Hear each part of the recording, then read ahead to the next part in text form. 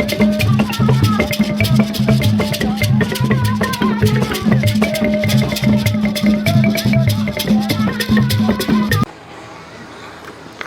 guest of honor, the chairperson LC Fat Kabale District, Honorable Patrick Keihwa, Chief Administrative Officer, Resident District Commissioner, all district officials present, NGO representatives, parents, teachers, children, ladies and gentlemen. Today, 16th June, we honor the memory of those who were killed in Today, 16th June, we honor the memory of those who were killed and the courage of all those who participated in the Soweto uprising in 1976 in South Africa. Our guest of honor, as we commemorate the Day of African Child, the blood of hundreds of young students became the seed of improving education provided to the African children.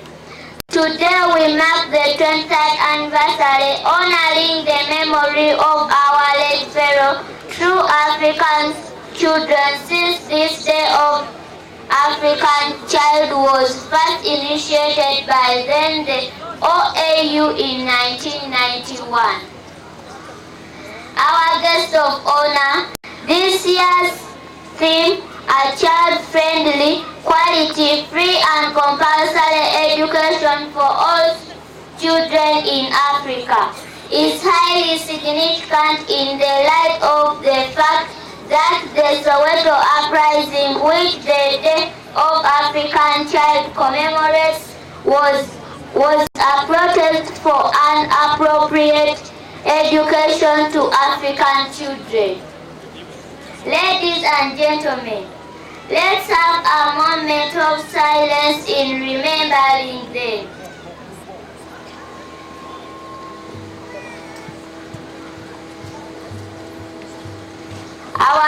May their souls rest in peace. Our guest of honor, this Day of African Child should be heart-touching mostly to school foundation bodies, directors, head teachers, local government officials, children NGOs and parents to ensure that we as children should not only access free and compulsory education but also a child-friendly learning environment.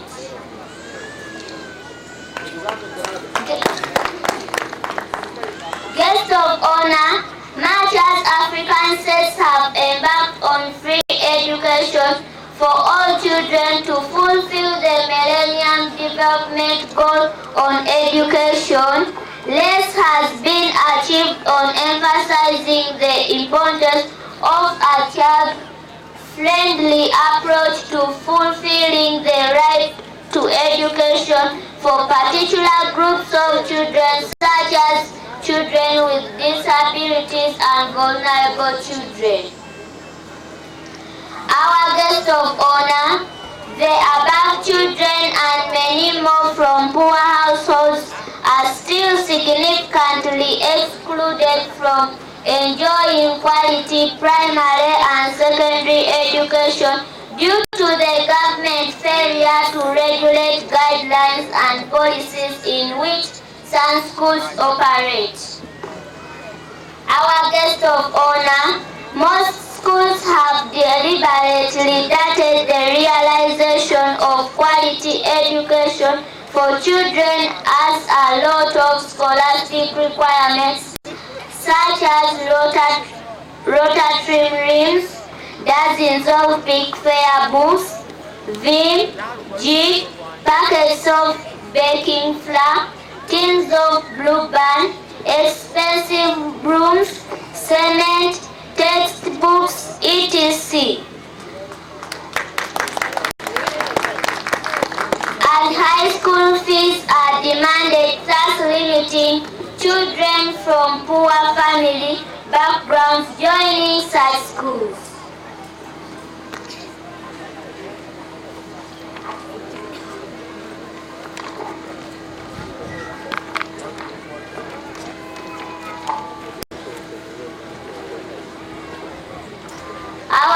of honor, when will we, children of Africa, access quality education when it has become too commercial?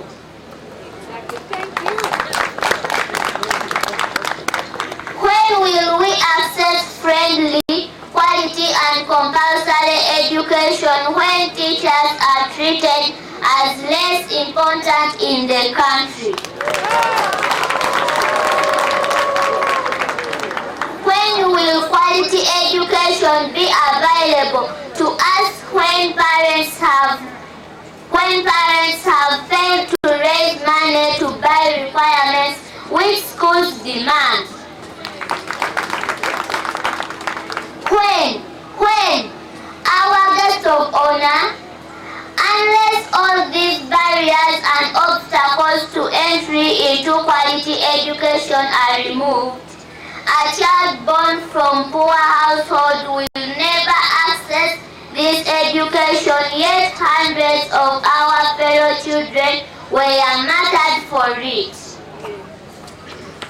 However, it is not late for local government councils to sit and regulate the admission guidelines of schools that are denying education to African children, thus going away with old aided. The poor cannot access quality, justice, etc. As I conclude, I thank the government of Uganda, NGOs and the general public for blessing this day. Special thanks go to Child Africa, which has led to these celebrations. Madam Julie, thank you for your passion to African children. Ladies and gentlemen, I beg you to join hands with me and we give a big hand clap to Madam Julie.